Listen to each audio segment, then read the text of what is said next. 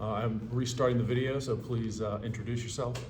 All right, good evening, everybody. My name is Shearouse. I'm the City of Savannah's Director of Policy and External Affairs. And one role I have with the city is interactions with our friends of the railroad. So I've been working with CSX and Watco and the Department of Transportation and some other partners, which I'll talk about in just a little bit, for nearly a decade on helping with some of the train traffic that we have going through our corridor. So to reset, many of you who are probably familiar with this issue, I'll just do a very brief recap. And if you have any questions, we can kind of go into the history of it. But the purpose of tonight is an update. But just to recap where we are, so there's a short line railroad that runs through the middle of town. It goes all the way from South Overyard past 52nd Street down to President Street. It's roughly 2 miles long. And it's a leased line. So it was owned by CSX. It still is owned by CSX, but it's leased to a short line operator called Watco. And short line is a term used for typically lines that don't run a long distance. They're usually either the first or the last point of a destination, and they're also not as profitable. So short lines, because of their distance being short, they're usually not as profitable, and major Class 1 railroads like CSX and Norfolk Southern will lease these lines that are less profitable to other operators to operate them. They have tighter margins because they're not as profitable, which makes for cities that they're located in have to work closely with them on making sure that they do proper repairs to those roadways and that they maintain those roadways in a sufficient way. So this line was leased by CSX to an operator called Watco about 4 years ago. They have a 15-year lease agreement with them. And as we've seen growth in our ports, activity on this short line has increased as well. We have 2 quality of life issues that we hear a lot about in the city of Savannah as it relates to trains.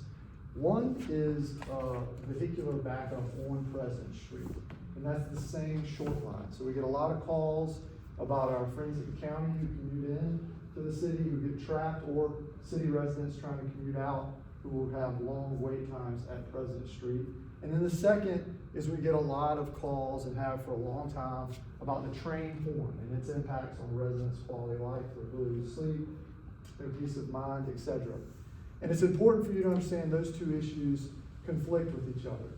So we have talked with the railroad about trying not to run trains across President Street during rush hour time frames, which we classify as 7 a.m. to 9 a.m. in the morning and 4 p.m. to 6 p.m. in the evening. Now the train has no legal limits for when they can operate the train, so we've just asked them as a friendly neighbor to try and not operate trains between those rush hour time frames in order to not cause huge backups on President Street that can flow into the urban core of downtown. The challenge is when the train companies help us in that way and don't operate times during those active hours, they'll operate more times in hours outside of that time frame, which means that they may run more trains late at night. And what we've seen is these 2 complaints are negatively correlated. So when we get less complaints about noise, we get more complaints about traffic issues. When we get less complaints about traffic issues, we get more about noise. Because when the trains try to do one, they have to do more of the other. Now we have long-term solutions for both issues. One on President Street in the traffic is vehicular overpass. It's an expensive endeavor, but we're partnering with Chatham County, and we've got an active study going on right now to help determine the feasibility and cost estimates for that overpass, which will permanently solve the congestion issue on President Street. The other long-term solution is a thing called a federally designated quiet zone. And this is a federal process that you work through with the FRA, the Federal Railroad Administration, that allows the trains to not blow their horns as they're crossing each intersection. It's important to understand that trains are required by federal law to blow their horns when they're within a 1/4 mile or 10 seconds of each crossing that they go by. In our situation here in Savannah, we have 24 crossings within a very short amount of time, a result of our grid system that we have. That equates to train horns being blown constantly because that locomotive is always within 10 seconds or 1/4 mile, constantly blowing that horn as they progress through the corridor. So we've been working with our partners again, which is CSX, the owner, Watco, the operator, GDOT, who regulates a lot of the train activities as a state entity, and us here at the City of Savannah. We've been working with them on pursuing this quiet zone. The main requirement you have to apply for a quiet zone is you must have gates and lights at every single crossing. Gates and lights are expensive. They cost anywhere from $300,000 to $500,000 per crossing. When we first started this endeavor, of the 24 crossings, 10 did not have gates and lights. And so if you do the math, 10 gates and lights without gates and lights, 10 intersections without gates and lights, means we were looking at anywhere from $5 million to a $10 million project, which was difficult for us to overcome. Through a lot of support of our city council and our partners, we've been able to trim those intersections down. And we've gotten gates and lights up now at 5 of the 10 crossings. And throughout that whole corridor, it's important for everyone to understand the city's goal, as directed by City Council, is to get a quiet zone in the entire corridor, which is President Street all the way to 52nd Street. But we determined about a year ago, when talking with our partners, after the installation of several gates and lights, we had a corridor that was eligible for the application. And that corridor we could apply for immediately. And City Council made a decision to go ahead and apply for one that is eligible now to get residents relief as soon as possible and to continue to pursue the other phases. So that's where we are today. Today, from Haversham Street all the way to President Street, which is 11 crossings, are now eligible for a federally designated quiet zone. And even more exciting is we have an activation date. So the city, there's 2 processes involved once you have these gates and lights in. They're a little formal. The one is called a notice of intent, which means you submit a letter to FRA and all of the partners with the intent that the quiet zone should be established. They have 90 days to submit comments. We have to respond to those comments, after which, if we remain eligible, after the comments have been received, we issue a notice of establishment. We're issuing a notice of establishment tomorrow. After that is submitted, 21 days later, we have an activation of the quiet zone. So on January 10th, 2024, we'll have a federally designated quiet zone from Haversham to President Street. Phase 2, which I also have an update on. Phase 2, there remains 3 intersections within Phase 2 that do not have gates and lights. One is Bull and Victory, which is a state-owned road. And I'm excited to announce that on January 22nd, GDOT and Federal Railroad will be in Savannah doing a site inspection of Bull and Victory Drive. They're trying to formulate a plan of action to get some gates and lights on that corridor. And it's important to understand that's not a city road, it's a state-owned road. We're confident that GDOT and our partners at FRA are going to help us pursue some gates and lights at Victory and Bull. The other 2 crossings in Phase 2, which are Lincoln and 33rd Street, we have the gates and lights designed, and we're pursuing the installation of those gates and lights there. So we're hopeful that that Phase 1, we know that Phase 1 will be activated in January of next year, and we're hopeful that Phase 2, potentially Phase 3, how that'll work out, all the way to 52nd Street. 38th, that's correct. All the way out there will be activated within the next few years. And one comment I want to make sure that we make clear to everyone here and anyone who may see this video, quiet zones are elastic. So they're all developed by a risk index factor. So right now we have a community that qualifies for a quiet zone.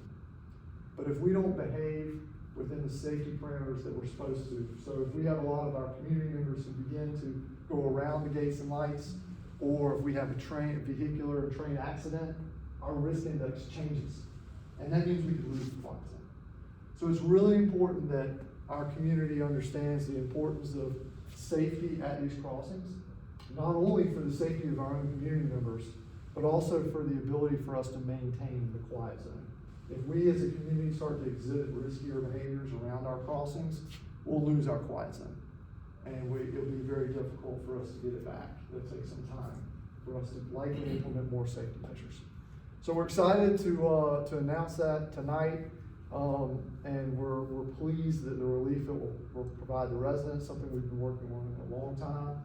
Alderman Leggett has been a leader on this issue, so we're really pleased at how far we've come. Any questions related to the quiet zone or trains in general? Yes, ma'am. So, the fact that it's a relatively short line that isn't very profitable, and there can't be that many businesses that it's serving with all the investment in Eastern Wharf now and in Port Jackson, is there any serious discussion about just trying to buy out that entity, for millions potentially? I mean, we're not even talking about maintaining this thing, or if we were to have a derailment, what the impact would, because it's like liquid acid in those waters. So, actually, the use of this line is increasing. And this particular line services a lot of customers, the eastern industry customers along Pleasant Street. And there's actually more development taking place on that eastern side. So we expect, there's about 9 different industries down there now, and there's a few open parcels that are actively being developed. So we actually anticipate the train usage increasing even more so, which is why we have to get ahead of these issues. We have to have our quiet zone in place, and we have to get this vehicular overpass. So we're trying to get ahead of the problems that we see coming in the near future. So the answer is no, there's no discussion about trying. Well, there isn't, unfortunately. Now, trains are very complicated for 3 reasons. First of all, it's all regulated by the federal government. 2, it's private property. So the property is owned by CSX. They own this property. The city doesn't own it. So you've got private property rights wrapped up in there. And then you've also got very old laws. So the railroad is governed by laws that were passed in the 1900s. So federal bureaucracy, very old legal laws, and property rights, which are obviously a very strong situation here in our country. So those 3 items make managing of the railroad difficult. But I do want to highlight they've been good community partners these past few years, much more these past few years than they were maybe 10 years ago. How close do you live to the train tracks? So I'm on 49th and Haverson, and it's because when I was a kid, I grew up in the neighborhood, and when I was younger, it was more of a soothing sound because they weren't as frequent. But now they've become so frequent that it's much different than it was when I was growing up. Well, I literally have a Facebook message that comes up every year from when the first day that Watco operated came through. I literally posted to Facebook, I was like, I get it, train, you have a new horn. And because it's like the horn changed that day, and we've been dealing with it. So that really kind of changed the situation when Watco took over. But I've lived in the neighborhood for 20 years now, and it's gone through phases of different kind of activity, different kind of sounds on the horn and whatnot. But I think we're very lucky that, some of our people put in a lot of work on this to make this happen. So, and we're close to it, so that's good. Other questions? Any questions? Thank you. Thank you very much.